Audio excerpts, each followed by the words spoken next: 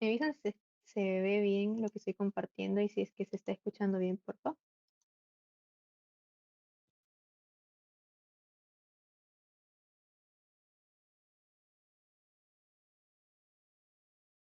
Se puede ver bien lo que estoy compartiendo, porque estoy ahorita dibujando.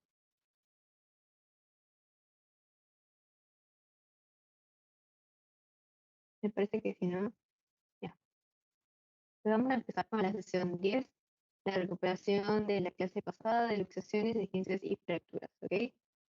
Denme un momentito. Mm,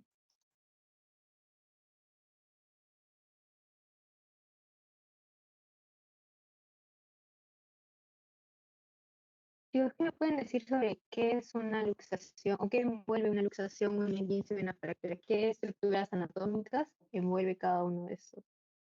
¿Alguien sabe?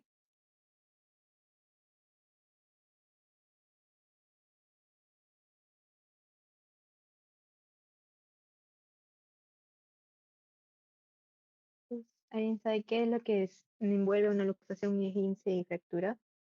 ¿Cuáles son las partes que se van a ser dañadas en estas tres lesiones?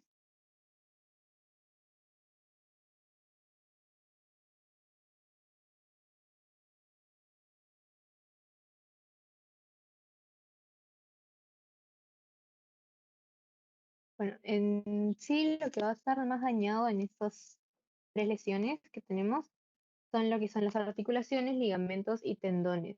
Bueno, también los huesos, pero ustedes ya saben que es un hueso, entonces no hay necesidad de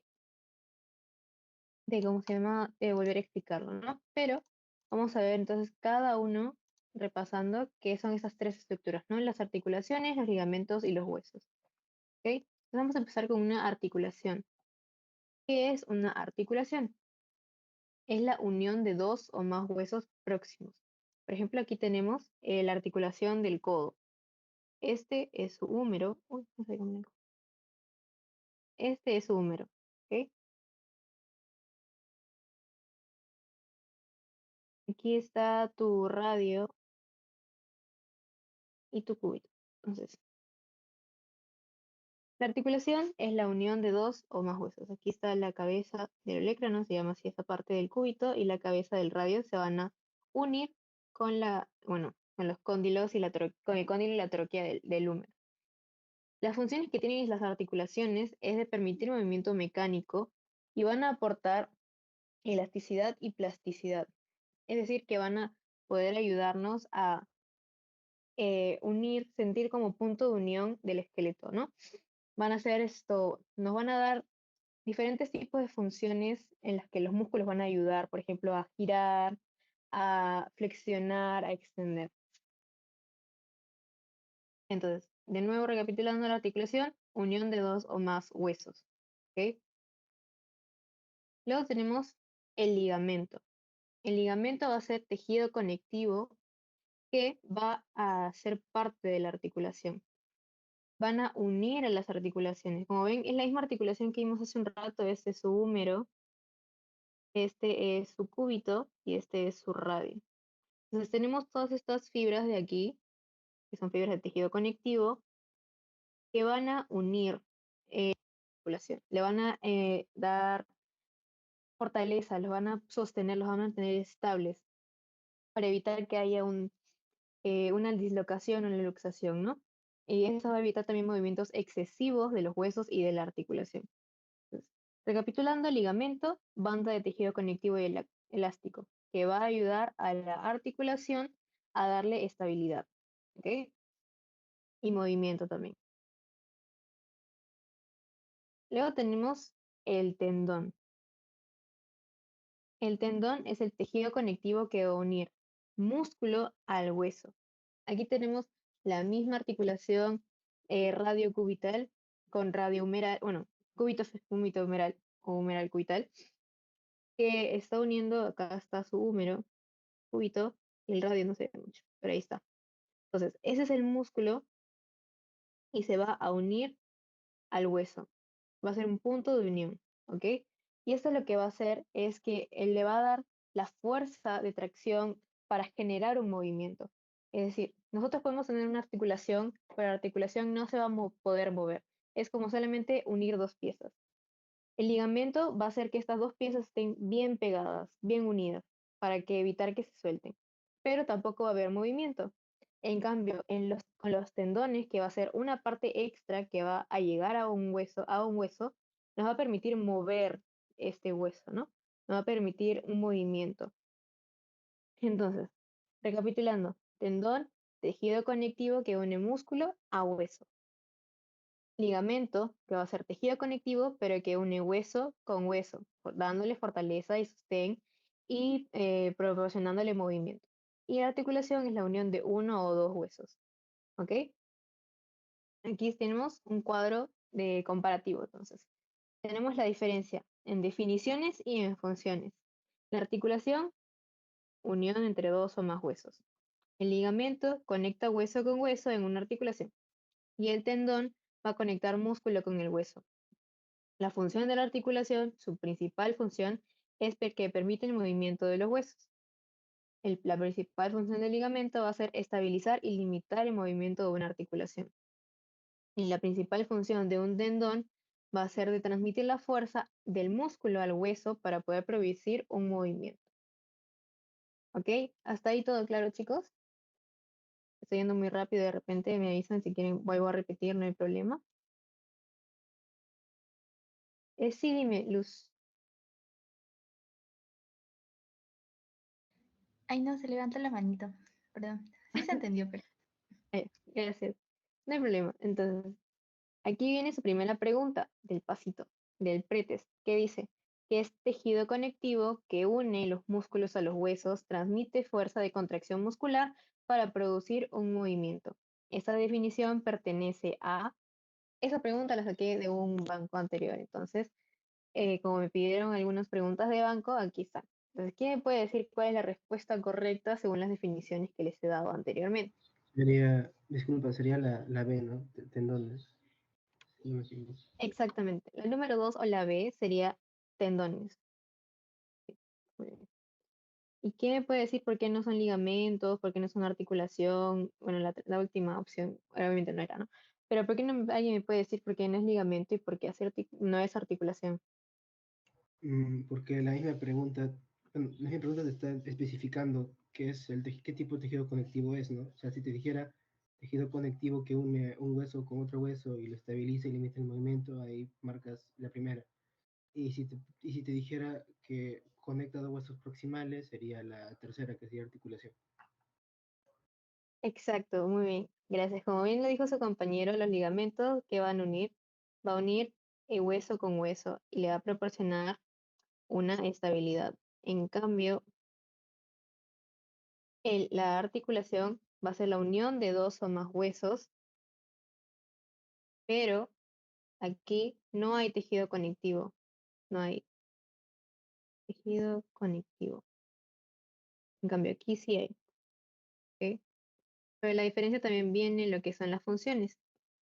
Esta función solamente va a proporcionar un punto de unión, ¿ok?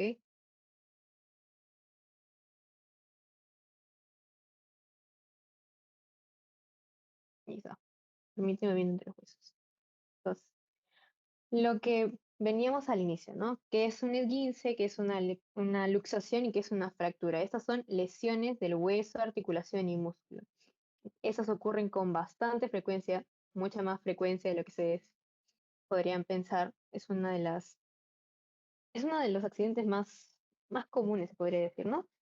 También son dolorosas, pero estas no necesariamente van a llevar a un paciente a la muerte, ¿no?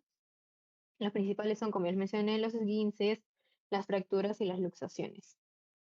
Es difícil distinguirlas a simple vista. Por ejemplo, ustedes llegan a un lugar, se ha caído un abuelito, ustedes no saben si es que este abuelito se ha dislocado la cadera, se ha roto la articulación, bueno, se ha roto el fémur en la caída o esto se ha podido lesionar algún tendón del tobillo, ¿no? Entonces, ustedes no saben qué lesión aparente puede tener esa persona, entonces siempre tratar como una fractura.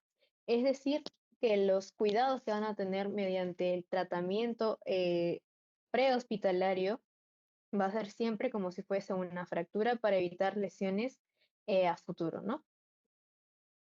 Y una de las articulaciones o lugares que más se suele eh, lesionar es la rodilla. Entonces vamos a ver un poco la anatomía de la rodilla porque he visto que está en su PPT de teoría, entonces para explicarles un poco, ¿no? La rodilla está conformada por tres huesos, ¿ok? Es el fémur, la tibia y por adelante tenemos la rótula. El peroné eh, podría considerarse un hueso de la rodilla, pero no va a tener tanta función como tienen el fémur y la tibia con la rótula. Entonces, los puntos de unión, los ligamentos que tenemos posterior en la rodilla, es el ligamento cruzado posterior, que es este de aquí. Tenemos el ligamento cruzado anterior, se ve mucho mejor de una vista anterior, obviamente. Tenemos al ligamento colateral medial o ligamento colateral mediano, que es técnicamente la parte interna de su rodilla. Ustedes se palpan por el lado de se tocan la rodilla y se tocan para la parte del medio, no para la parte de afuera, sino para la parte del medio. Ahí está su ligamento colateral medial. Y para la parte de afuera está su ligamento colateral lateral. Esos se suelen dañar mucho en diferentes deportes como el básquet, el fútbol, por el hecho del bastante desgaste de esta articulación. Y aquí tenemos una vista lateral de lo que es la rodilla. Entonces ese es su fémur, esta es su tibia y por aquí atrás se ve chiquito el peroné. Y esta es la rótula o como también le llaman patela, ¿no? Prefiero decirle rótula para no confundirme. Y aquí está el cuádriceps, que es un músculo que va a ayudar bastante en lo que es el movimiento de la pierna, ¿no? Primero es muslo, pierna. Entonces, el cuádriceps es el músculo que está en el muslo, pero va a ayudar a la flexión, extensión, a la flexión de la pierna. Y los que conforman esta parte de aquí, vamos a tener a la grasa, que va a ayudar uno también como un punto de fijación. Tenemos el cartílago, que está en esta parte de acá. Uy, el cartílago articular, esa partita blanquita que ven ahí, ese es cartílago. El cartílago es un tipo de tejido conectivo que va a ayudar a reducir la fricción que producen los movimientos de la articulación. Es decir, que el cartílago va a ser como un primer casco que tiene el hueso para evitar tanto fricción, como para evitar tanto daño entre fricción y fricción, ¿no? Como los huesos van a estar en constante unión, necesitan algo para evitar que esta fricción se vaya haciendo más desgastada, ¿no? Entonces, primero tenemos como un primer casco al cartílago. Entonces, va a poder abrir fricción, pero va a haber un poquito más de distancia y va a poder hacer un poco más cómoda, ¿no? Luego tenemos lo que es el líquido sinovial con su membrana sinovial. La membrana sinovial va a ser un tejido que va a también recubrir la articulación. Esta ya va luego del cartílago y va a ser como una capsulita. Esta va a tener por dentro el líquido sinovial que va a lubricar la articulación, va a lubricar al hueso para facilitarle su movimiento, ¿no? Luego tenemos el menisco. Perdón. El menisco también es un tipo de tejido conectivo, como cartílago, que se va a encontrar en las rodillas, que va a ser como una colchita para que el fémur no tenga que estar en constante también, como digo, como los demás, ¿no? En constante contacto con con la otra parte de la tibia. Y bueno, eso es lo que sería de la articulación de la rodilla, un poquito para que ustedes sepan más o menos. Bueno, perdón, chicos, voy a apagar y ahora sí. Ahora sí vamos ya específicamente con cada una de las lesiones. ¿Ya está? Primero tenemos lo que es un esguince. El esguince lo que va a tener comprometidos son los ligamentos. Entonces, es una lesión de ligamentos, puede deberse a demasiada extensión del ligamento, a una torsión o una mala rotación del ligamento, una rasgadura o un estiramiento excesivo del ligamento. Entonces, esguince, ligamento. Y el esguince se va a clasificar en 3 grados. Primero tenemos lo que es el grado 1, el grado 2 y el grado 3. Pero vamos a ver antes los síntomas que tiene el esguince, ¿ok? El esguince va a tener un dolor intensificado en lo que es la localización donde ha sucedido. Por ejemplo, aquí tenemos un esguince de tobillo.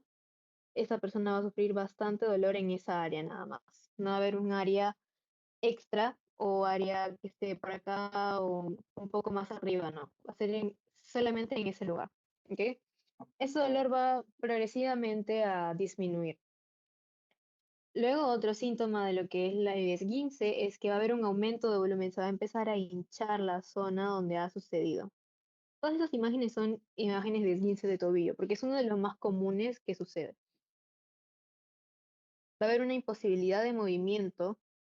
Esta persona no va a poder mover la articulación, o lo que es la articulación que ha sido dañada, ¿no? En este caso el tobillo. Y va a haber equimosis, que es como un moretón. Va a haber un moretón en esta zona de aquí, ¿ok? En la zona donde ha sido la lesión. Ahora sí, vamos con la clasificación de cada uno de esos, ¿ok? Primero tenemos el grado 1, más conocido como entorsis, ¿ok? Ya. Grado 1, entorsis. Aquí va a haber una distensión parcial, no va a haber una completa, no va a haber una rotura, no va a haber como algo que se haya hecho como si fuera una fisura sin hueso, ¿no? Pero no va a haber nada que probablemente nosotros viendo, no va a haber eh, indicios de que pueda romperse, ¿no? Va a haber solamente un estiramiento excesivo del ligamento. Aquí dice no hay rotura ni arrancamiento del hueso, y lo que va a hacer es que la articulación se va a empezar a hinchar, ¿ok? Aquí van a poder hacer movimientos normales, obviamente con un poco de dolor, pero no comparado a los de los otros grados, ¿ok? Luego vamos con el grado 2. Aquí es una rotura parcial o total del ligamento. Aquí sí va a haber dolor intenso debido a que se está rompiendo parte del tejido conectivo que está siendo, bueno, es inervado por varios nervios. Entonces, eso al romper se va a producir mucho dolor. Los movimientos van a ser amplios y anormales, es decir, como que la persona va a caminar y se sigue abriendo el espacio, se sigue doblando el tobillo, por ejemplo, no en este caso. La recuperación va a requerir un poco más de tratamiento, más tiempo de tratamiento, debido a que tiene que sanar toda esta parte, tiene que regenerarse el tejido y eso toma tiempo, ¿no? Y luego vamos con el grado 3. El grado 3 ya es rotura total, pero va a haber un compromiso óseo, es decir, que como ya saben, el ligamento va a unir hueso con hueso y este al romperse va a producir que también pueda haber una ligera microfractura en, en el hueso que esté comprometido, ¿no? Va a haber un dolor persistente, va a ser un dolor bastante fuerte. Aquí ya no va a haber, a comparación de las anteriores, que puede haber un poquito de movimiento, pero aquí sí va a haber total rigidez y fragilidad de la articulación. No vas a poder mover esa articulación, te va a doler al momento de que trates incluso de pisar o de mover la muñeca, ¿no? Y la recuperación, en este caso, como hay una rotura total y hay compromiso de hueso, se necesita una operación, ¿ok? En el caso de los primeros auxilios en lo que es un esguince, tiene que haber inmovilización total de lo que es la articulación. Necesitamos crioterapia. ¿Alguien sabe qué es la crioterapia? ¿Les suena la crioterapia?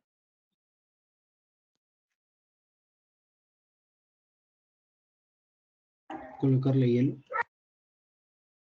Exacto. Técnicamente es colocarle hielo, ¿no? ¿Y para qué se coloca hielo? ¿Por qué creen ustedes que se coloca hielo a una persona que ha tenido un esguince? Es para la vasoconstricción. Exactamente.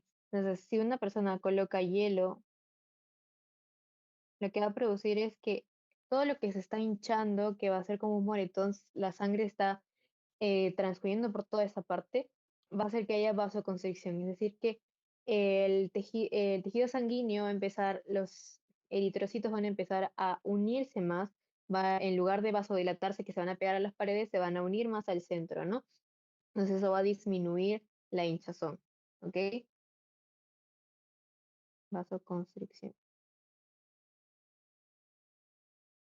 Lo que necesita también este paciente es bastante reposo, un reposo total y absoluto para poder para que el tejido se pueda regenerar mucho mejor, ¿no? Porque si una persona se sigue moviendo, sigue haciendo sus actividades diarias, el tejido no va a poder tomarse el tiempo de poder crear nuevas células, bueno, no crear nuevas células, sino como crear nuevo tejido, ¿no? Y también elevar la zona afectada y mantenerla en una posición cómoda para que pueda estar no en una posición tan incómoda en el que, por ejemplo, el tobillo esté con mucho contacto con lo que es el piso. Y aquí viene su segunda pregunta del pretest. ¿Todo bien hasta ahora, chicos? ¿Alguna duda, alguna pregunta? De repente estoy hablando muy rápido. ¿Todo bien? Ok. Entonces, la pregunta 2. Esa pregunta también es pregunta de banco. Se ha repetido varias veces en varios exámenes. Y es sobre la entorsis. La entorsis es una fractura pediátrica, una luxación del plateo tibial, un desgarro muscular o un esguince de grado 1. ¿Cuál sería la respuesta? La 4, esguince de grado 1. Exacto, gracias. La respuesta sería esguince de grado 1. Yo mismo le dije al inicio de las clasificaciones de los esguinces que se van a dividir en 3 grados. Y el grado 1 también se le conoce como entorsis, ¿ok? Ahora vamos a pasar con lo que son las luxaciones o en términos más coloquiales, la dislocación de algún hueso, ¿no? La luxación va a ser la separación permanente de dos partes de una articulación, afectando tanto al ligamento y la cápsula articular, como les había dicho, que viene a ser el cartílago, lo que son las membranas sinovial con el líquido sinovial, ¿no? Y eso se va a causar por una fuerza externa extrema sobre el ligamento, provocando que éste se separe del punto de unión de los huesos. ¿Ok? Los síntomas vendrían a ser dolor agudo en la articulación. Por ejemplo, aquí vemos una articulación escapulohumeral o glenohumeral, que es una escapulohumeral. Es la escápula o más conocido como su omóplato y este es el húmero. Entonces, hay una articulación que une la cabeza del húmero con un espacio anatómico que se llama glena. Entonces, esta articulación se ha luxado, se ha soltado, se ha dislocado. Entonces, va a haber un dolor bastante agudo en esta zona del hombro, esa parte de acá. Va a haber impotencia funcional, porque como ya vimos, la articulación va a ayudar al movimiento del hueso. Entonces, no va a poder moverse después de esta lesión. La zona afectada se puede encoger o se puede ver encogida, aparecer rotada o torcida. Como vemos acá, esta es una mano y esa sería una falange. Esa sería otra falange y esta es otra falange. Falange proximal, falange distal y falange media. Entonces, acá vemos que la falange media es la que se ha dislocado, o sea, luxado. Entonces, nosotros aparentemente podemos ver que ha sido rotada, no está torcida. Entonces, esto nos puede dar como posible diagnóstico que puede ser una luxación. Y con esto viene la deformidad, pues, ¿no? Porque no está aparentemente, como nosotros vemos, normal, no está, ¿ok? Y luego de la reducción, que técnicamente es regresar el hueso a su lugar, va a haber bastante dolor y va a haber lo que se llama la hemartrosis, que es técnicamente sangre en la cápsula articular. Como ya habíamos visto, la cápsula articular lo va a componer el cartílago, el líquido sinovial y la membrana sinovial. Entonces, en ese lugar no debe haber sangre, no debe haber sangre en sí. Específicamente no debe haber sangre. Entonces, luego de esta reducción va a haber esta hinchazón por la causa de la que hay sangre en la cápsula articular. Y va a haber daño neurovascular debido a que el nervio pues ha sido afectado en la luxación. Las luxaciones no tienen tipos, no tienen clasificaciones, no tienen grados. Y vamos a pasar entonces directo a lo que son los primeros auxilios en lo que podría hacerse en una luxación. Primero, no intentar colocar el hueso en su lugar en ese momento, ¿ok? No intentar colocar el hueso. Luego tenemos el reposo absoluto, no hacer masajes, porque al hacer masajes nosotros estamos eh, moviendo este hueso que no está donde debe estar, entonces te puede causar otra lesión mucho peor que pueda comprometer otras reparaciones anatómicas que estén cerca a esa articulación, ¿ok? Y de nuevo, la crioterapia y la inmovilización.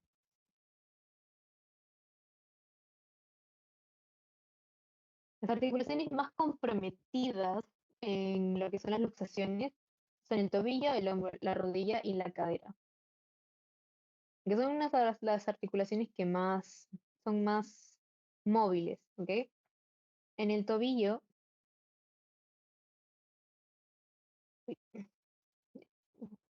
el tobillo es la más común, debido a que no es necesario un movimiento extremo para que suceda. Nosotros tenemos el tobillo en constante movimiento al caminar, al correr, al estar parados incluso, ¿no? Y eso se puede dar la lesión de tobillo por una persona con mucho sobrepeso, por mala postura y por falta de ejercicio. En el hombro también ocurre bastante porque es la articulación con mayor movimiento en el cuerpo, con mayor rango de movimientos. O sea, ustedes con el tobillo pueden dar cierto movimiento, ¿no? Pero con el brazo ustedes pueden extenderlo, flexionarlo, darle vuelta a todo lo que es la articulación, ¿no? Entonces, esto hace que esta articulación sea bastante propensa a ser luxada. Y la mayoría de las luxaciones de hombro, el 95% son anteriores y 5% son posteriores. Es decir, que el hombro se luxa mayormente hacia adelante y el 5% se luxa hacia atrás. Esa también fue una pregunta de un examen, si no me equivoco, creo del año pasado. Bueno, del ciclo pasado. Así que también tomarlo en cuenta. Como también les mencioné, la rodilla es un poco menos común que los demás, pero puede presentar compromiso en la rótula, que es un huesito circular. Por ejemplo, si se suelta la rótula es bastante peligroso porque no vas a poder mover mucho la pierna. Y en la articulación femorotibial. Y eso da más en accidentes que en otro tipo de compromisos. Y finalmente la cadera. La luxación de la cadera se va a dar más que nada en traumatismos graves con una fuerza fuerte de energía directa hacia ella, ¿no? Por ejemplo, como les había mencionado, si un abuelito se cae, lo más probable es que se luxe la cadera y se cae de costado, ¿no? Y para esto es necesaria atención médica inmediata. ¿Hasta ahí todo bien, chicos? Para seguir con fracturas.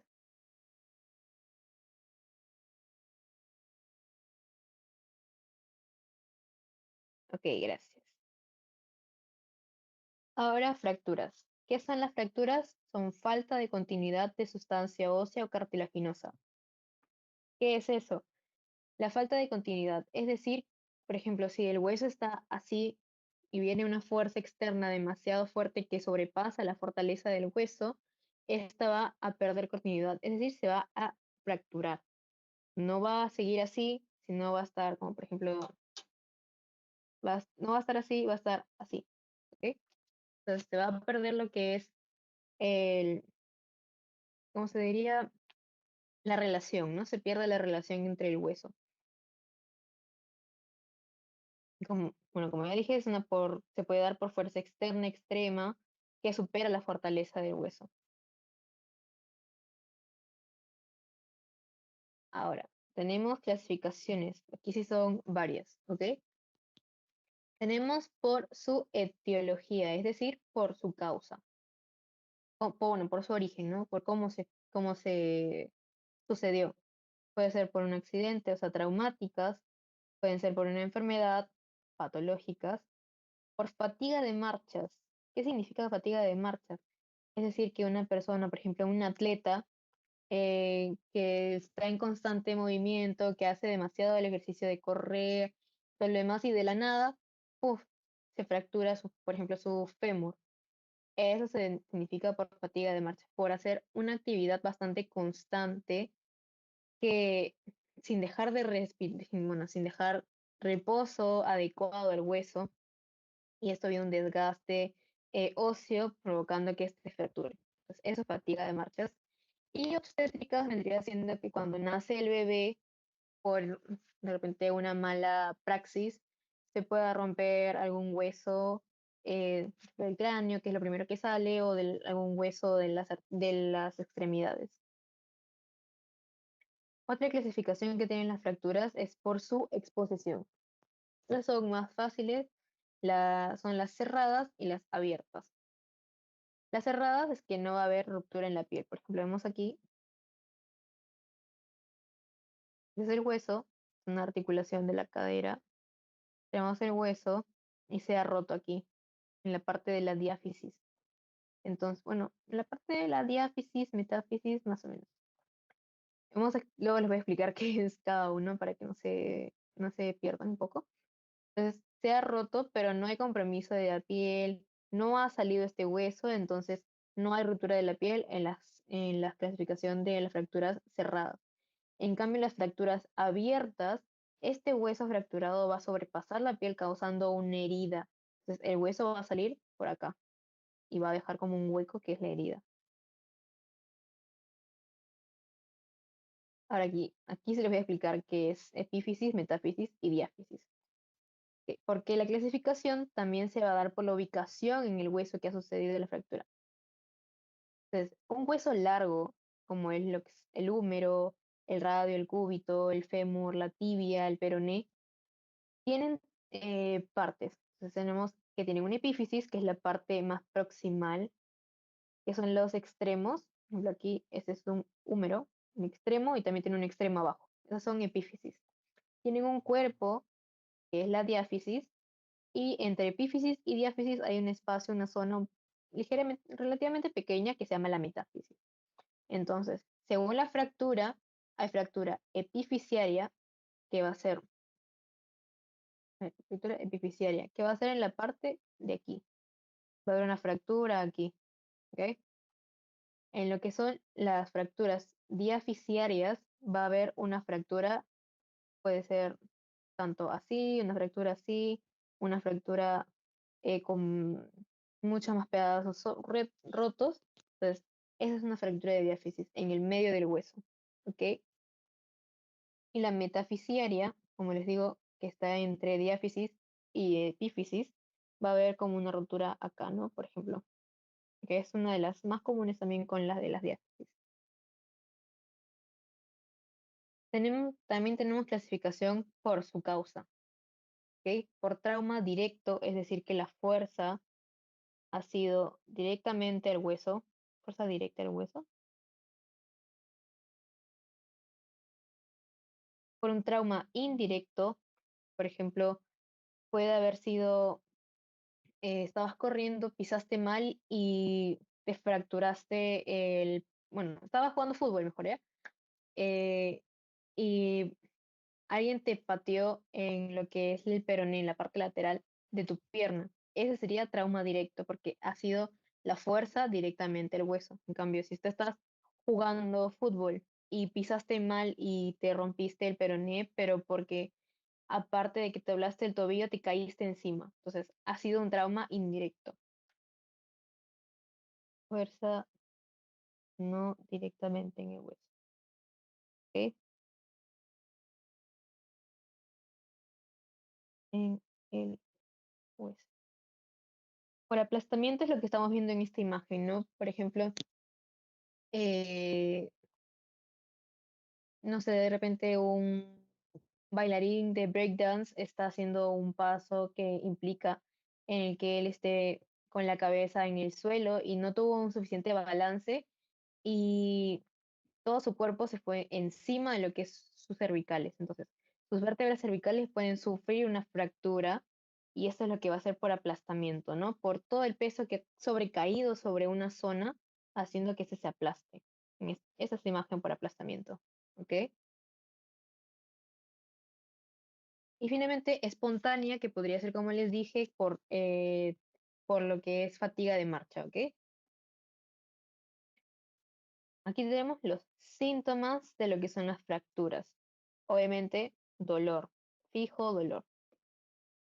Va a haber impotencia funcional también, no vas a poder mover, no vas a poder cumplir las funciones que normalmente tiene la zona que te has fracturado. Va a haber una deformación. Por ejemplo, aquí haciendo un tobillo. Entonces, si hay fractura, va a haber deformación. Va a haber equimosis zonal, como ya vimos, va a haber como un morado, un moretón en esa zona. Va a haber crepitación. ¿Qué es crepitación? Es cuando está, por ejemplo, uno camina y suena la articulación, suena el hueso. Ya. La crepitación son esos sonidos que puede producir la fractura, por ejemplo, como los sonidos del conejo. Bueno, no, no sale. Bueno, ahí está. Eso es un sonido de crepitación, pero ese es porque yo lo he causado. En cambio, en una fractura, si una persona sigue caminando, sigue haciendo sus funciones y sigue crepitando, eso podría indicar una fractura, ¿no? Y obviamente hemorragia fijo, porque el hueso también tiene sangre por dentro, aunque no lo crean. Y si se rompe el hueso, hay hemorragia. Otros tipos de fracturas que, bueno, según tu profe no las ha clasificado en ningún tipo, pero él sí las menciona, que también son importantes, que son fracturas simples, por ejemplo, es como una fisura, no se podría decir, estas son aquí, ¿ven? Como se ha rayado, se ha rajado más o menos. Una fractura conminuta, que vendría a ser, esta es por ejemplo su tibia, y se ha roto en la parte de la diáfisis, entonces va a haber como muchos más huesos, mucho más, digamos, masa ósea eh, perdida por el espacio, ¿no? Se ha roto el hueso, pero no solamente se ha roto, sino también se puede astillar, puede soltar esas astillas y se pueden quedar dentro de la masa, ¿no? Y en cambio la fractura abierta, como ya lo vimos, va a salir por una herida y esta parte de acá va a estar expuesta al medio ambiente. Tenemos también tipos de fracturas por cómo se ven, eh, por cómo son visualmente. Entonces tenemos una fractura transversal, que ha sido aquí, sí, una fractura en forma oblicua, una fractura de forma espiral que viene desde atrás y se está dando la vuelta así. Una fractura en alas de mariposa que ha sido así, como un triángulo también. Y como ya vimos la fractura con minuto, ¿no? Que vendrían a ser varias partecitas del hueso que se han roto al mismo tiempo. ¿Hasta ahora todo bien, chicos? ¿Ninguna pregunta? ¿Algo que no ha quedado claro?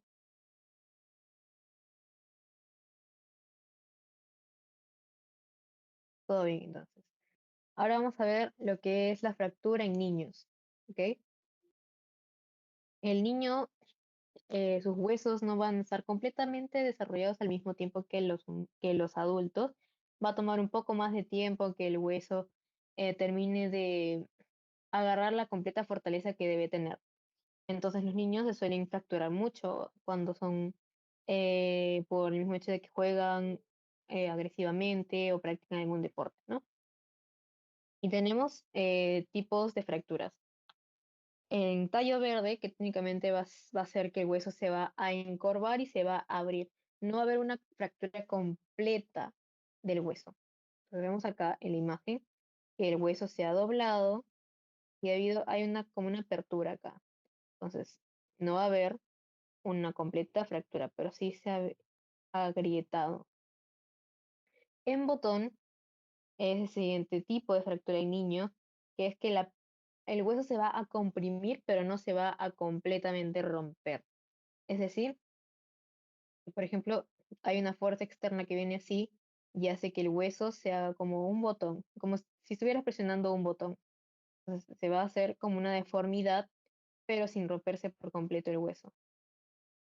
Y lo que es la deformación plástica es que son microfracturas que van a resultar en la deformación de la diáfisis. Entonces, esa es la parte del medio del hueso, como se llama la diáfisis, y que no se nota aparentemente que hubiera una fractura, pero hay microfracturas, o sea, fracturas demasiado pequeñitas que no se pueden ver claramente eh, si no fuera por un rayo X. Entonces, eso es lo que es la deformación plástica. ¿Ok? Y aquí viene su pregunta 3 del pretest. Es un caso clínico, este sí no es banco, este sí la he hecho yo para que ustedes puedan también acostumbrarse a otro tipo de preguntas. Bueno, sí, que vendría a ser un niño de 6 años se cae del columpio y sufre una fractura en el antebrazo. En la radiografía se observa que el hueso está parcialmente roto y doblado, pero no completamente desplazado. ¿Cuál es el tipo de fractura más probable en este caso? ¿Cuál sería Eh, la, la primera, tallo verde. Exacto, fractura en tallo verde. Bueno, aunque sea un tipo de fractura de niños, no significa que las demás tampoco puedan eh, pasar en una persona tan pequeña, ¿no? Pero la fractura en tallo verde, bueno, como dice, está parcialmente roto, no es una fractura completa.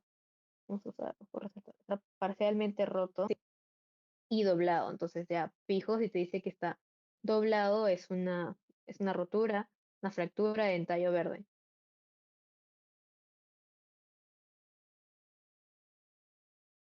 Ahora vamos a ver lo que es la radiografía, cómo se van a ver estas, o bueno, cómo tenemos nosotros que solicitar para poder observar cómo se ve la fractura por dentro, ¿no? Si no fuera una fractura cerrada, ¿no? Tenemos que solicitar rayos X de la zona afectada, pueden ser de frontal o de perfil. Por ejemplo, aquí tenemos una radiografía de tórax de... ¿Alguien me podría decir qué vista es la fractura en la que estamos, bueno, la radiografía que estamos viendo?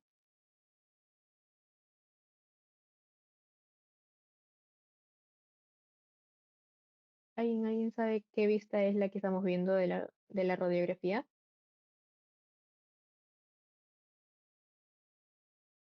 Bueno, de repente no pueden verlo muy claro, pero es una vista frontal del tórax, ¿ok?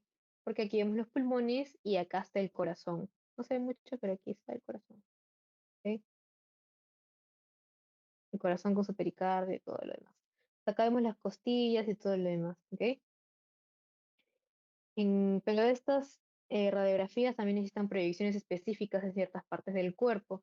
Por ejemplo, en el hueso escafoides, que es un hueso que se encuentra en la mano, se tiene que hacer una radiografía en 3/4, porque el escafoides es un hueso muy pequeño, es un hueso pequeño que si se fractura nosotros no podemos ver con claridad en dónde se ha fracturado. Entonces tenemos que utilizar una proyección de 3/4 para poder ver la fractura. Y en las manos y pies, por ejemplo, se puede utilizar la radiografía con proyección frontal, de proyección de perfil o proyección oblicua. Por ejemplo, aquí también tenemos una imagen que es también de tórax, que es una radiografía en proyección de perfil, porque solamente vemos un solo pulmón y aquí vemos todas las vértebras y una parte del esternón, ¿no? Y ahora, primeros auxilios en lo que viene a ser las fracturas, para toda fractura. No podemos mover al paciente sin previa inmovilización, ¿ok? Porque si lo movemos, si no está inmovilizado con el hueso todo roto, podemos producir otra lesión. Tenemos que descubrir el sitio de la fractura, romperlo, por ejemplo, si hay una fractura abierta, pero no se ve por la ropa, tenemos que utilizar tijeras, no rasgarla con las manos porque podemos empeorar la fractura. Entonces, con una tijera, delicadamente romper la ropa para ver dónde está la zona en la que se ha dado la fractura. Lo que tenemos que hacer también es prevenir el shock, evitar que esta persona se quede sin oxigenación en la sangre, ¿ok?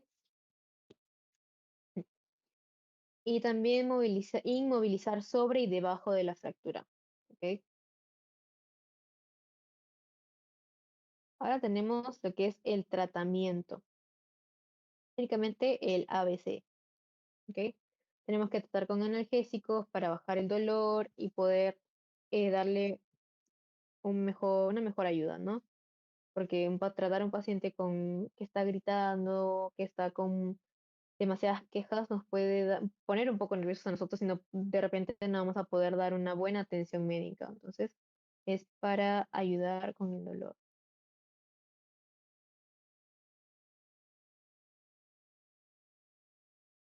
Luego tenemos la inmovilización, que puede ser tanto blanda, por férulas inflables o de cartón, para evitar es como un poquito más suavecita, ¿no? No tan rígida, de repente para fracturas que esto no son visibles, fracturas cerradas. Y una inmovilización rígida, que va a ser ya con férulas de madera o con yeso, ¿no? Para una posible fractura que sabemos que tiene bastante compromiso en lo que es otras reparaciones anatómicas. Y la reducción y fijación, y bueno, la reducción se divide en incruenta y cruenta, que, bueno, como ya ven, vamos a verlo en un ratito. Pero técnicamente en la reducción cruenta vamos a realizarla cuando no haya sangrado. ¿Ok? En cuanto hay sangrado, vamos a realizar la reducción cruenta más una fijación. ¿Ok? Y esta reducción cruenta se tiene que hacer más que nada en, en una cirugía, ¿no? Porque es bastante, es, es que ella más que nada para ayudar lo que son las fracturas abiertas, ¿no? No tanto fractura, y también para las fracturas cerradas, sino que una reducción incruenta es mucho más simple en lo que son fracturas ligeramente más pequeñas. ¿Ok? No, tampoco tantas fracturas se pueden utilizar para lo que es las luxaciones, más que nada. Y la reducción cruenta tiene la reducción interna y la reducción externa. En la reducción interna lo que va a suceder es la osteosíntesis, que va a haber, que es esto, la creación de nuevo tejido óseo. ¿Ok? Ahora sí, como de repente no se ha podido entender mucho lo anterior, vamos a ver reducción y fijación para que ya se pueda entender con mayor claridad. ¿Qué es la reducción? Como les había mencionado, es regresar el hueso a su posición original. Y se va a dividir en incruenta y cruenta. En la incruenta va a haber una tracción y contratracción, es decir, que va a haber una fuerza de jalar y regresar a su lugar. Aquí hay muchas maniobras para hacerlo, que bueno, eso lo van a ver ya probablemente en próximos, no, en su tercer con el doctor de anatomía, que ya ahí se ve mucho mejor lo que son las articulaciones. Y si hay dos intentos fallidos de reducción incruenta, se tiene que llevar a la reducción por cirugía o la reducción cruenta, que es una intervención quirúrgica, viene a ser ya. Y que eso se tiene que hacer, la reducción cruenta, se tiene que hacer luego una rayos X de control. ¿Ok? Luego tenemos lo que es la fijación, es decir, inmovilizar al paciente, inmovilizar la zona. Y como les había dicho, tenemos la externa y la interna. La externa más que nada va a ser estabilizar con aparatos o implantes alejados del foco de la fractura. Por ejemplo, tenemos las férulas o los que son las férulas aparte con vendajes alrededor y para inmovilizarlo, ¿no? Pero en el caso de la interna ya va a haber algo mucho más invasivo. Va a ser, por ejemplo, con unir, ya estabilizar el foco de la fractura con con implantes metálicos. Por ejemplo, con clavos, placas, tornillos, etcétera. Esta es mucho más invasiva que la anterior.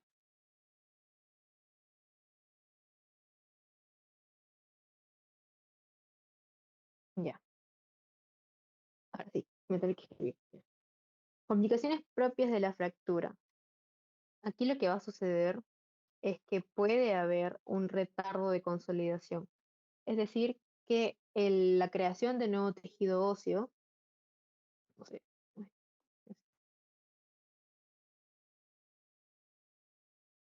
creación de tejido óseo, de nuevo tejido. La creación de nuevo tejido óseo se va a dar por dos células en específico, ¿ok? Que se llaman los osteoblastos y los osteoclastos. Esto lo menciona el profe, probablemente lo haya mencionado, o no sé, pero igual para que ustedes sepan. Los osteoblastos,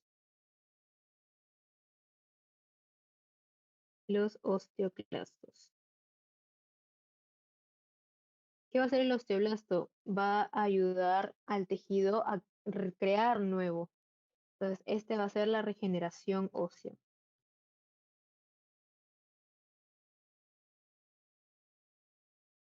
Y lo que va a hacer el osteoclasto es aquello que se haya salido o aquellos huesos, partículas de huesos que hayan quedado de la fractura, eso lo que va a hacer es absorberlas. Se las va a comer literalmente, ¿no?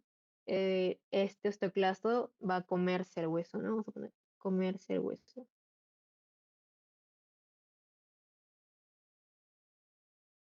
Este osteoclasto, altos niveles de osteoclastos en el cuerpo pueden generar lo que es la osteoporosis, porque como su función es comerse al hueso, esto puede causar, como les digo, las varias enfermedades como la osteoporosis. Entonces, lo que hay en un retardo de consolidación es que el osteoblasto no va a trabajar muy bien, su trabajo va a ser demasiado lento y esto va a, bueno, de lo que normalmente debería ser. Entonces, esto va a retardar el proceso de nuevo tejido óseo. Y hay otros casos que son la ausencia de consolidación, que vendría a ser, por ejemplo, la pseudoartrosis.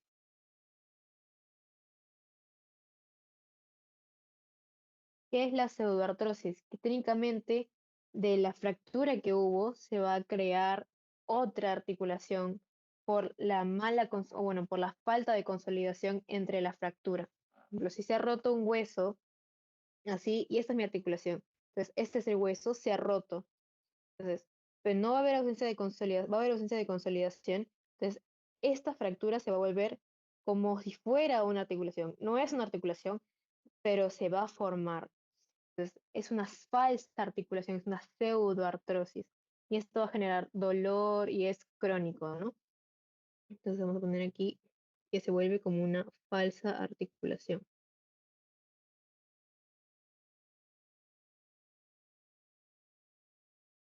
Listo.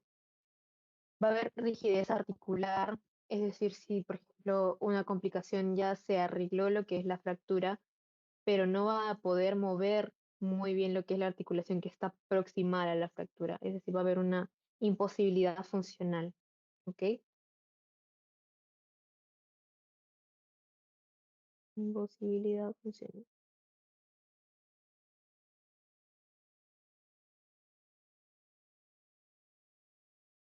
Y luego está lo que es la atrofia muscular.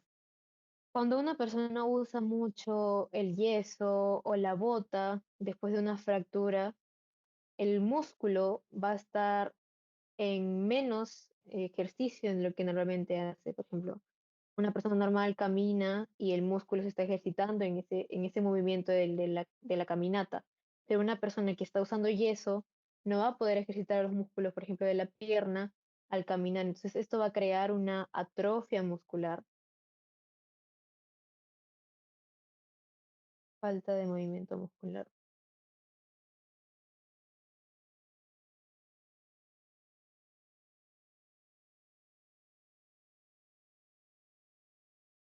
Ok. Otras complicaciones es que puede haber necrosis avascular, es decir, que el tejido sanguíneo, bueno, el tejido de la piel, al no llegar bien la sangre, se va a empezar a necrosar, se va a poner negro. Luego tenemos lo que es la miocistis osificante. Continuamos. Entonces, lo que es la miocistis osificante. Técnicamente es una condición médica en la que el tejido muscular, debido a que ha habido una fractura, esa fractura va a liberar células diferentes, como por ejemplo los osteoblastos, se va a unir a lo que son el hueso y va a crear una masa que no es normal, una masa muscular que se va a volver hueso luego de una lesión, es decir, que se va a crear un nuevo hueso. Entonces, la miosistis osificante, mediante la liberación de células ajenas al músculo, no, ajenas al músculo,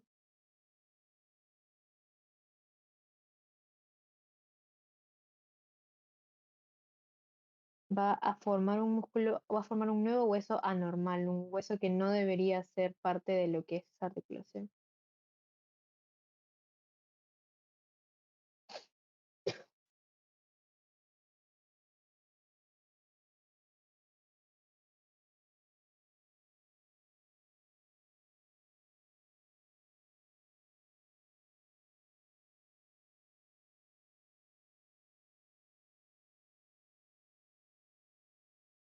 Bueno, sigamos con lo que es la consolidación viciosa.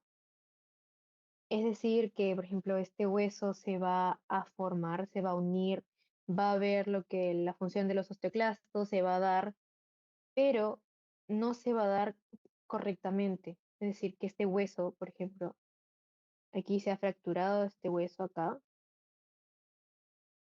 pero se va a unir, va a haber una buena consolidación, pero el hueso se va a unir así, y así no debería unirse el hueso.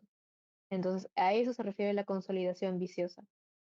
¿Ok? La unión del hueso, pero formando como una curvatura o no respetando lo que es su estructura anatómica. ¿Ok?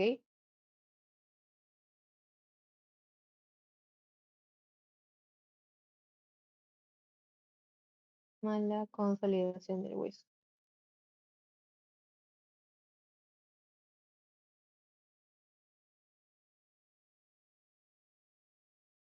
Y bueno, por el mismo hecho de que en una fractura puede haber una fractura abierta, exposición al medio ambiente puede causar una infección, ¿ok? Exposición a bacterias, microorganismos que no deberían estar en nuestro organismo.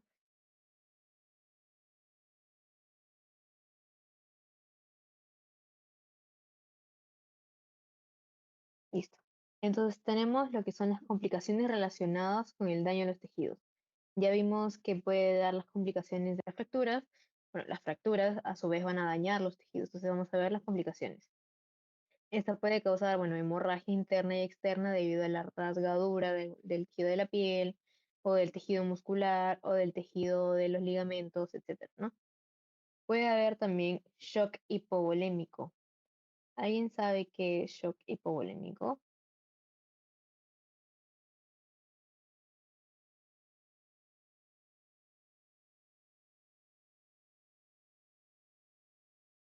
¿Todos? ¿Alguien sabe qué es shock hipovolémico?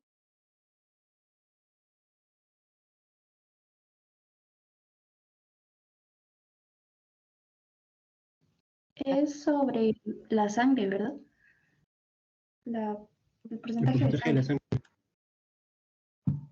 sangre. Bueno, necesariamente no tiene que ver con la sangre. El shock hipovolémico se va a dividir en hemorrágicos y no hemorrágicos. Pero el shock hipovolémico, como le dice su nombre, hipo, bajo, y volémico, volumen. Entonces, en el shock hipovolémico va a haber bajo volumen, volumen de líquidos o volumen de sangre.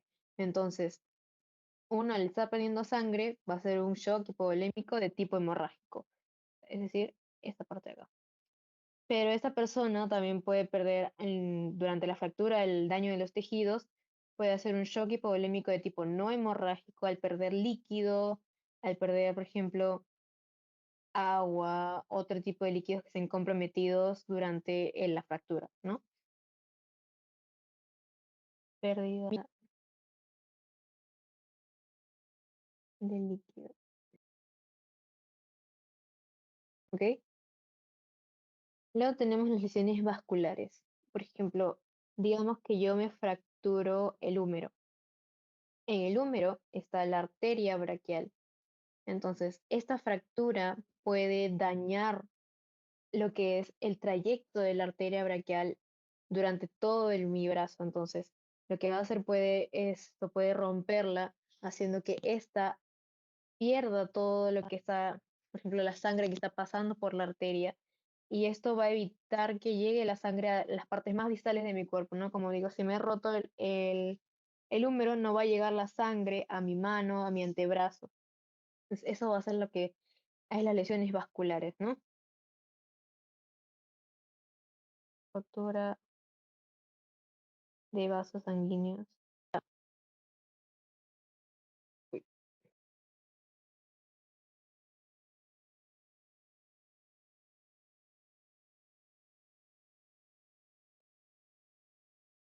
Ok, todo bien ahí, entonces, bueno, sigamos con otros tipos de complicaciones que podrían ser complicaciones neurológicas.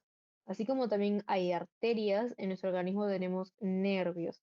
Por ejemplo, en nuestro brazo, en la parte posterior del brazo, junto con la arteria braquial, va a estar pasando el nervio radial. Entonces, el nervio radial puede también ser afectado por la ruptura del húmero. Entonces, todos aquellos nervios van a sufrir, pueden sufrir también una pérdida de continuidad, no van a, van a continuar con su trayecto. Entonces, puede significar también rotura de nervio. La persona puede perder la sensibilidad y la motricidad, ¿ok?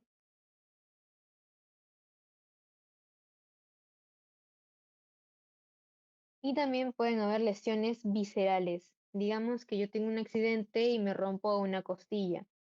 La costilla,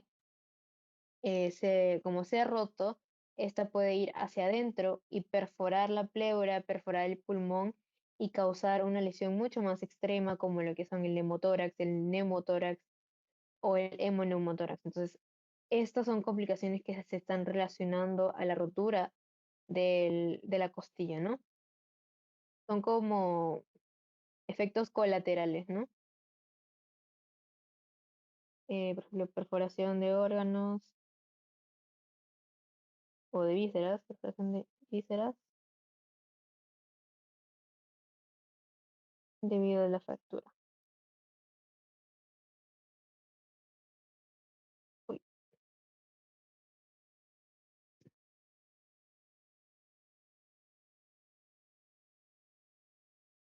ya está. Ahora lo que vamos a ver es el tratamiento general de lo que se debe hacer durante en una situación en la que haya una fractura o una luxación. Lo principal, lo más importante es la inmovilización. Entonces, los pasos para inmovilizar a un paciente van a ser los siguientes. Una vez nosotros hayamos visto al accidentado, tenemos que, como habíamos dicho, calmar el dolor e inmovilizar la zona. ¿Ok? Luego tenemos que desnudar la zona de la fractura, como ya les había dicho, con tijeras de forma de forma bastante despacio, sin tratar, bueno, sin hacer otra lesión, ¿no? Y tampoco rasgar porque podemos causar dolor, ¿no? ¿Y qué va a suceder con esto? Vamos a nosotros poder comprobar que no hayan otras lesiones que estén afectando al paciente. Luego vamos a utilizar el material adecuado que nos va a proporcionar, por ejemplo, la ambulancia o lo que nosotros podamos tener cerca, según lo que es la lesión. ¿Ok? No vamos a utilizar los mismos materiales para otro tipo de lesiones. Y importantísimo es inmovilizar las dos articulaciones más próximas al sitio de la fractura. Como seguimos con el ejemplo de que por ejemplo, yo me he roto el húmero. Entonces, lo que nosotros tenemos que hacer es inmovilizar la articulación del hombro y la articulación del codo. Y si se puede, todo el brazo. ¿Ok?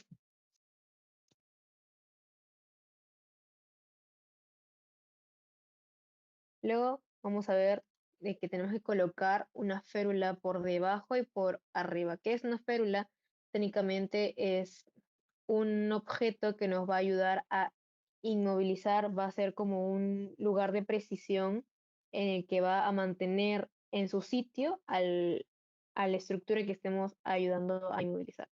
Entonces, vamos a colocar una férula por debajo y por arriba de la fractura.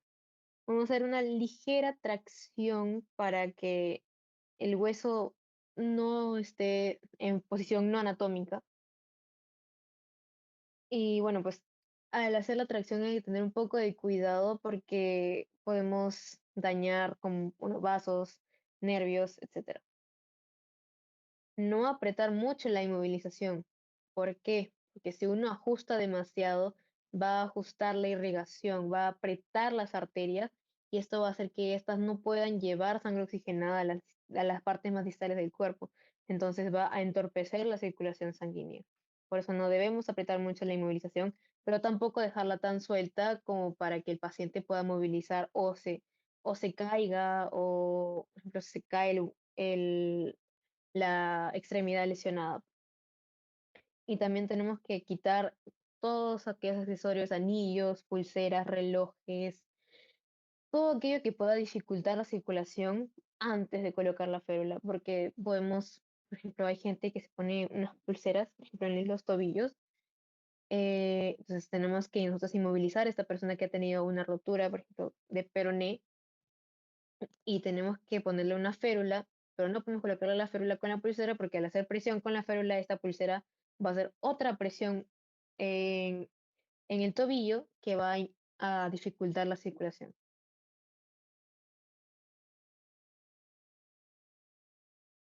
Y en el caso de fracturas abiertas, ¿qué es lo que tenemos que hacer? Bueno, lo que hemos visto hace un rato son lo que podemos hacer en fracturas cerradas, en fracturas que no hay un compromiso de infección y, por ejemplo, no va a haber un compromiso visual del hueso, ¿no? En fracturas abiertas lo que tenemos que hacer es controlar la hemorragia, porque como hay una herida y está la sangre saliendo por doquier, entonces tenemos que controlar la hemorragia con gasas estériles. Nunca controlen, bueno, si es que están en un lugar donde ya no tienen el equipamiento necesario para controlar la hemorragia, pero si lo tienen, utilicen gasas estériles para evitar infecciones, ¿ok? Y luego de que han utilizado estas gasas estériles y ha tapado toda la zona de la fractura abierta, van a inmovilizar al igual que las fracturas cerradas, ¿no? Con férulas, etc. También lo que vamos a tener que hacer nosotros es cortar la vestimenta que rodea a la fractura que está abierta para limpiar la herida. Ojo, eso es en caso de fracturas abiertas. Y esta herida siempre tenemos que lavarla con agua limpia, no agua oxigenada, nada que no sea agua limpia, ¿ok? Desinfectarla y cubrirla, así como ya dijimos, con gasas estériles.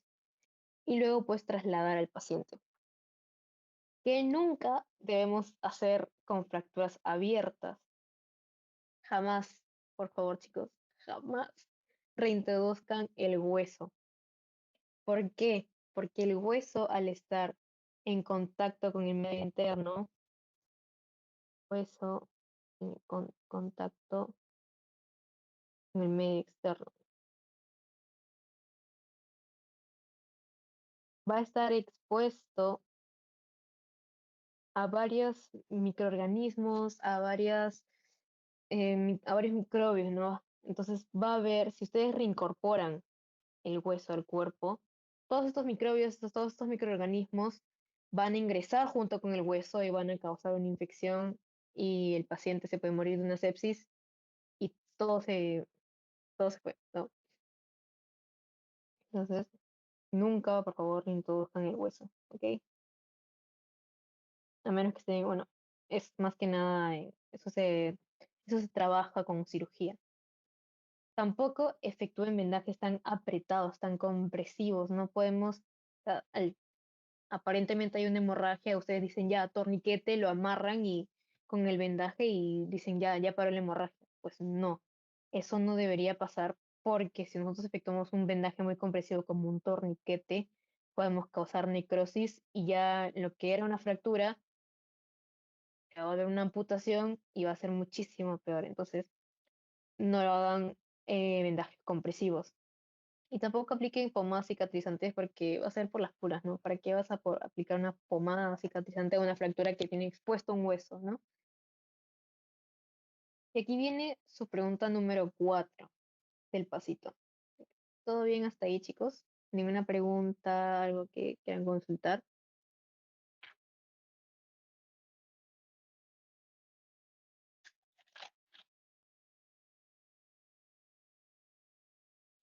Ok, entonces continuamos con la pregunta 4.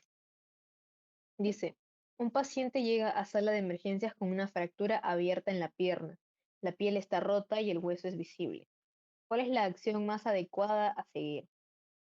Limpiar la herida con agua y jabón, luego aplicar un vendaje apretado, tratar de recolocar el hueso en su lugar y luego inmovilizar la pierna, cubrir la herida con un apósito estéril, inmovilizar la pierna y buscar atención médica de inmediato, o aplicar hielo directamente sobre el hueso expuesto para reducir la hinchazón. ¿Cuál ustedes creen que es la respuesta correcta?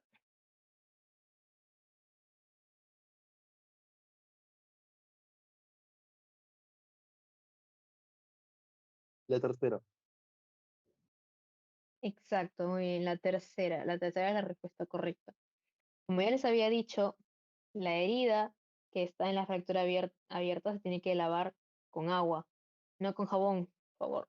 Y tampoco apliquen un vendaje apretado. ¿Por qué? Porque entorpecen la circulación. No recoloquen nunca el hueso, les acabo de decir. Entonces, recolocar el hueso en su lugar, jamás se descarta esa opción. Y aplicar hielo directamente sobre el hueso, tampoco, nunca. ¿Ok? Digamos. Digamos que usted está en una emergencia, ha habido un choque y esa persona ha salido con una fractura en la pierna, fractura de fémur. Y bueno, ustedes llegan con la ambulancia, ¿no? Pero digamos que ustedes han encontrado a este paciente en la calle, no están con el material que necesitan, entonces van a tener que improvisar con material, tipos de estructuras para ayudar a inmovilizar a este paciente. Entonces, ¿qué tenemos que hacer? Tenemos que buscar elementos que puedan reemplazar a la férula. Por ejemplo, madera, cartón, periódicos doblados, revistas dobladas, etcétera. ¿Ok? Si no tenemos material como el que acabo de mencionar, tenemos que igual de todas maneras inmovilizar la fractura. Entonces, lo que vamos a hacer es que unimos la fractura o la zona en que haya sido lesionada a la zona más cercana en que tenga. Por ejemplo, si yo tengo una fractura en en el húmero, ¿no? Entonces una fractura en el miembro superior. Entonces, el miembro superior la vamos a unir al tórax, ¿ok? Y ahí realizamos un vendaje que una tanto el tórax con el brazo. Y si fuera una fractura en el miembro inferior, es unir las dos piernas, bueno, los dos muslos con las piernas y juntas vendarlas para que esto haya una inmovilización. Como ya les había dicho, es también bastante importante inmovilizar la zona, abarcando las dos articulaciones próximas y mantener el miembro lesionado en la posición en la que quedó después del accidente. Nada de, porque está sentado, voy a levantar la pierna y voy a hacer el vendaje. No. Donde está el paciente, ahí tenemos que hacer la inmovilización. ¿Ok?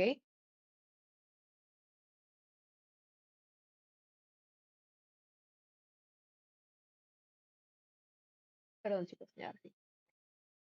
Y bueno, mantener el miembro lesionado donde quedó en el accidente. ¿Ok? Ahora, ¿qué no hacer con el material improvisado?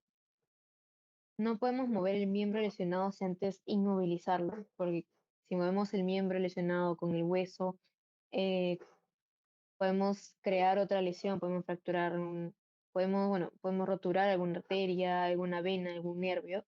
Entonces, si no inmovilizamos y movemos todo en conjunto, puede causar otra lesión mucho más fuerte.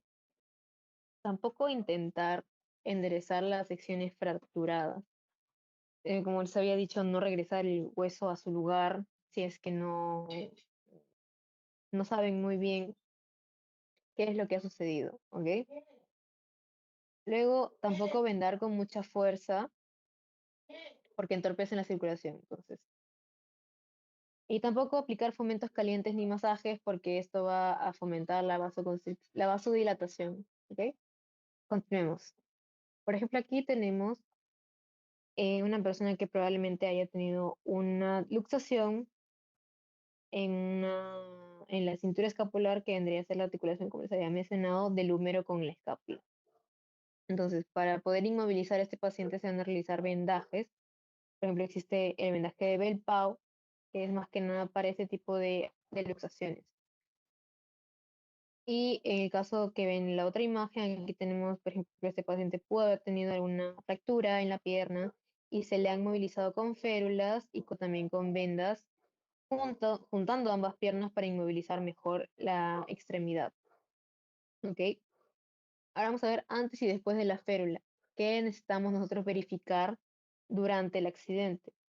Tenemos que verificar que haya pulso, que esté llegando bien la sangre a la parte que está lesionado, la temperatura, si está muy frío este paciente puede llegar a hacer necrosis, y la sensibilidad, si es que de repente está muy apretado esta férula, puede causar que los nervios estén contrayendo y no vaya a llegar la sensibilidad correcta, los nervios sensibles correctos a la zona. También nosotros tenemos siempre que inmovilizar las articulaciones próximas a la fractura, como ya les había mencionado. Y en fracturas abiertas tenemos que cubrir con apósitos estériles antes de inmovilizar. Y en fracturas inestables realizar ligera tracción, muy pequeña, porque si hacemos una tracción muy fuerte podemos causar daño, como les había mencionado, ¿no?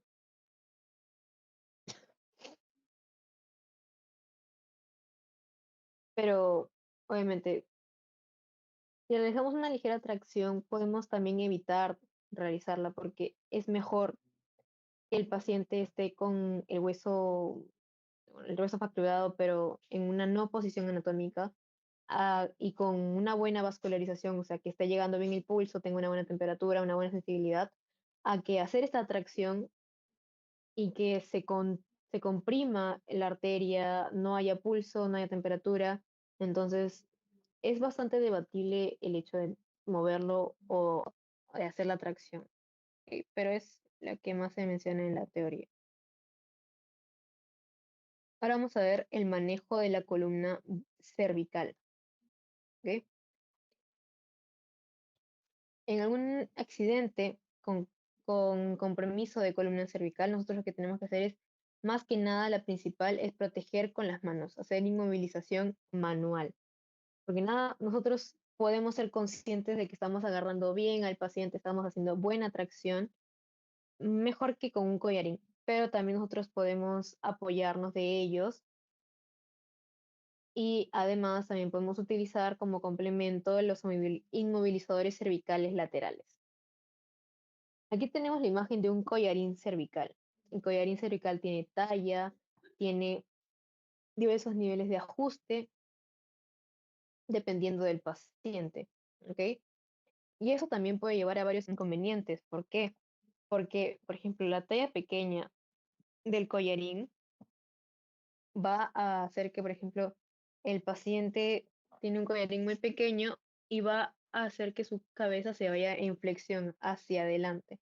Entonces, si hay un compromiso de columna cervical, lo mejor es que no se mueva ni para adelante ni para atrás. Entonces, si la talla es muy pequeña, haciendo flexión puede causar otra lesión. ¿Ok? Mm, flexión. Si la talla es muy grande del collarín, va a causar extensión, es decir, que el cuello se va a ir para atrás, la cabeza se va a ir para atrás, causando extensión.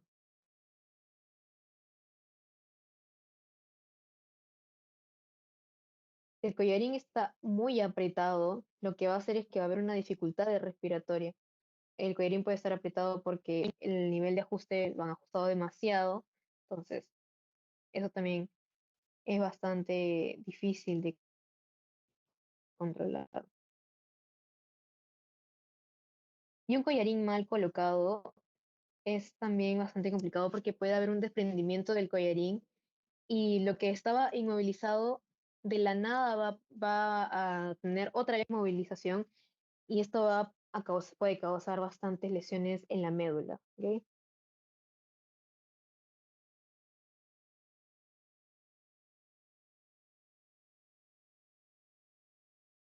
Y otro inconveniente también es que la movilización inadecuada del cuello puede provocar lesiones espinales. ¿Ok?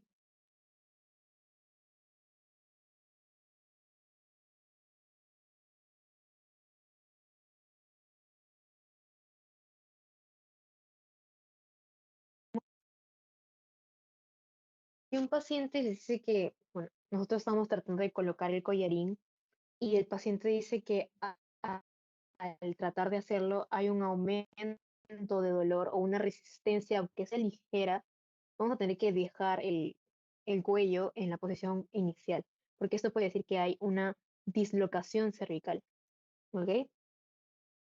Paciente dirige dolor, dice que hay dolor.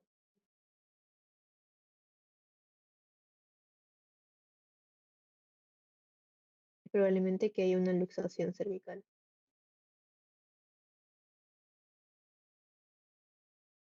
Y en este caso lo que vamos a hacer es inmovilizar el cuello, pero con un collarín especial, que se llama el collarín de vacío, que va a ser técnicamente como un flotador. Es como si fuera un flotador, o sea, tiene la misma forma que el collarín de acá, solamente que va a ser como si fuera de, como le digo, de plástico, ¿no? Como un flotador, como si fueran almohadillas. Entonces va a ser un poco más cómodo y el paciente no va a estar tan rígido como lo que es con este collarín, que es bastante duro, bastante grueso, que proporciona más resistencia. Entonces, vamos a inmovilizar el cuello. Movilización con el collarín de vacío.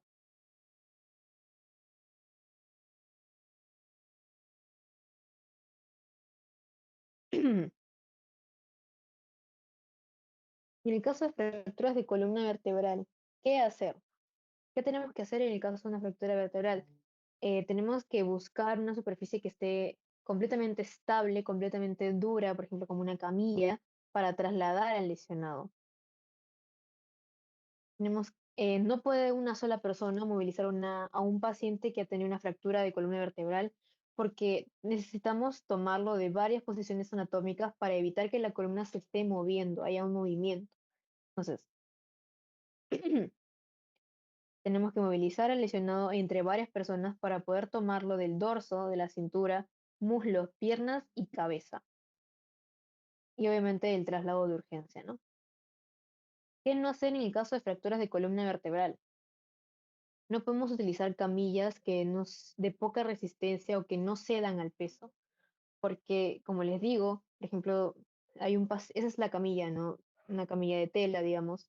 El paciente va a estar encima y el peso va a hacer que ésta se hunda, entonces va a haber un movimiento de la columna inadecuado que puede causar daño en la médula espinal, ¿ok?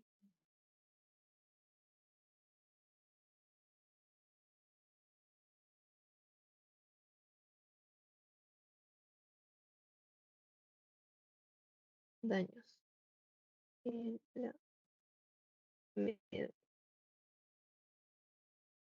No es lo mismo que un paciente esté echado en una camilla que es dura, resistente, al que esté echado en una camilla, por ejemplo, de tela o de otro tipo de material que no sea totalmente resistente, ¿no? Y tampoco hacer flexión o extensión del tronco y cadera porque se va a proporcionar una posición en la que la fractura se puede empeorar. Y aquí viene la última pregunta de su pasito, que es, ¿cuál de las siguientes afirmaciones describe correctamente las diferencias entre un esguince y una fractura y una luxación? La primera dice, un esguince implica daño a los ligamentos, una fractura a la ruptura de un hueso y una luxación al desplazamiento de un hueso fuera de su articulación. La segunda dice que el esguince es la ruptura del hueso, la fractura es el daño a los ligamentos y la luxación es el estiramiento de los tendones. La tercera dice que el esguince es el desplazamiento del hueso fuera de la articulación, que la fractura es el estiramiento de los tendones y que la luxación es el daño a los ligamentos. Y la última dice que el esguince implica el desplazamiento de un hueso, la fractura es el daño en los músculos y la luxación es la ruptura de un hueso. ¿Cuál sería la respuesta correcta en este caso? La La primera. una. Exacto, la primera. La primera es la respuesta correcta. Porque, bueno, fijo directamente, ¿no? Dice el esguince, daño a los ligamentos. Y vamos bien. Y la fractura es la ruptura de un hueso también. Y la luxación es el desplazamiento de un hueso fuera de su articulación. Entonces, esta es la respuesta. La primera. ¿ok? Y bueno, chicos, eso ha sido todo por la asesoría número 10 de lo que es esguinces, luxaciones y fracturas.